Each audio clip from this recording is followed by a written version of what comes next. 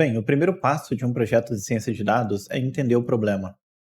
Lembre-se que a sua posição como cientista de dados ou analista de dados em um projeto de ciência de dados, ele só existe porque existe um problema a ser resolvido. Se você não entendeu bem o problema, é muito provável que você não vai entregar o valor que o negócio espera. Então, tenha certeza de que você entendeu bem o problema que você precisa resolver. Obviamente, numa primeira conversa com o cliente, as coisas podem ficar ainda um pouco nebulosas e ao longo do tempo você vai aprendendo cada vez mais sobre esse projeto, sobre esse problema. Ainda mais se o projeto for relacionado a uma área que você nunca atuou. É totalmente normal que você fique um pouco perdido no início e ao longo do tempo você aprenda. Mas o ideal é que você tenha feedbacks constantes com o cliente para que ele entenda e você entenda qual é o melhor caminho. Bem, nós, nessa primeira reunião com o cliente, a gente pode apresentar para ele algo parecido com isso aqui, né? Olha, os passos que eu preciso seguir são esses aqui. Primeiro, eu preciso entender o problema, preparar o ambiente, fazer download dos dados, explorar os dados, preparar, modelar, deploy, etc. Nós vamos seguir todos esses passos nesse projeto. Obviamente, conversando com o cliente, a gente utiliza uma linguagem mais fácil para que ele entenda. Nem sempre, por exemplo, a gente fala sobre deploy. Em alguns momentos, algumas métricas de avaliação ele não vai entender muito bem. A gente tem que se adaptar à linguagem do cliente.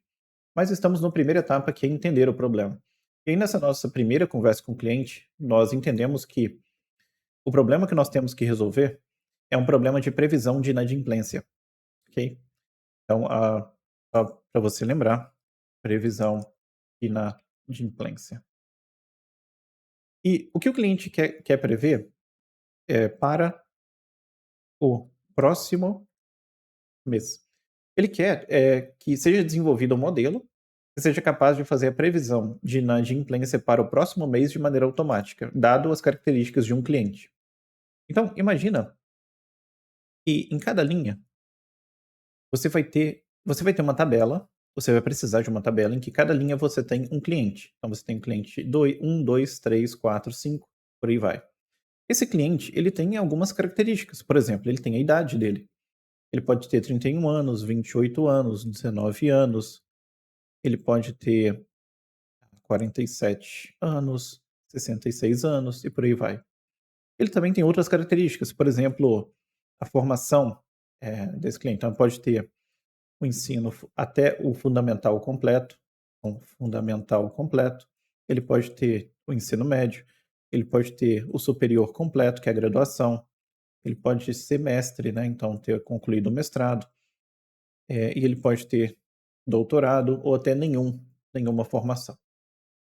Ah, claro, aqui eu só estou mostrando para você qual que é a ideia, o que o cliente passou para a gente como problema. Então, nós não tivemos acesso aos dados ainda, mas ele exemplificou para a gente, e isso aqui é o que a gente entendeu, tá bom?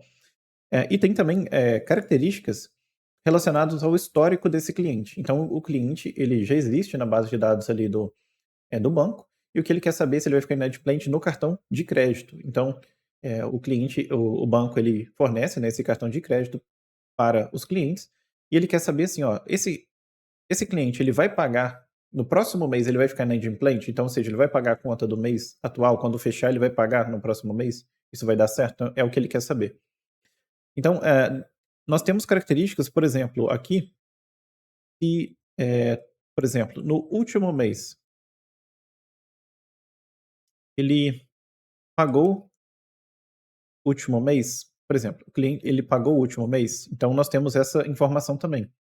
Então pode ser que ele tenha pago o último mês, pode ser que ele não pagou nada do último mês, pode ser que ele pagou parcialmente o último mês, pode ser que, só que maior do que o mínimo aqui, né, ou pode ser que ele pagou só o mínimo, isso aqui é representado por 3, por exemplo, ou que ele pagou totalmente, esse cara aqui.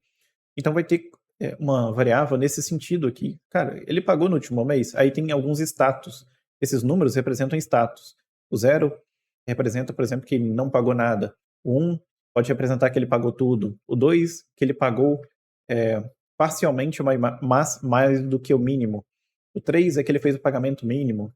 O 1 é que ele pagou totalmente. Então, é o tipo de característica lá, de feature, né, que o cliente ele tem na base de dados dele e ele explicou pra gente. E aqui, é o que a gente quer prever. Então, nós queremos desenvolver um algoritmo que seja capaz de prever isso, dado as características do cliente. Por exemplo, esse cara pagou no último mês, ele tem ensino fundamental, tem uma idade de 31 anos. Com essas características, eu consigo prever se ele vai ficar inadimplente no próximo mês?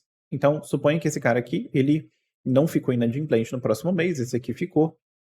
Esse aqui, por exemplo, não ficou inadimplente, esse aqui ficou. E esse aqui não ficou inadimplente. Então, o que acontece é, chegando um novo cliente aqui, que eu não tenho essa informação de inadimplência, eu quero que o meu modelo ele diga se esse cara ele vai ou não ficar inadimplente. É isso que eu quero prever, baseado nessas três features, ok?